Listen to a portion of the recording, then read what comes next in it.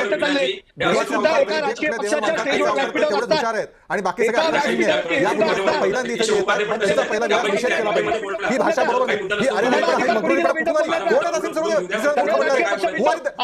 आहे नसीम तुम्ही समजता का स्वतःला दुसऱ्याला मूर्ख बनणार आहे? कुणा कोण आहात तुम्ही स्वतःला समजणार आहे?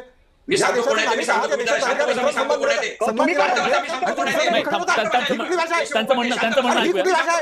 दुसऱ्याला मूर्ख समजणं? अरे कोण लागू कोण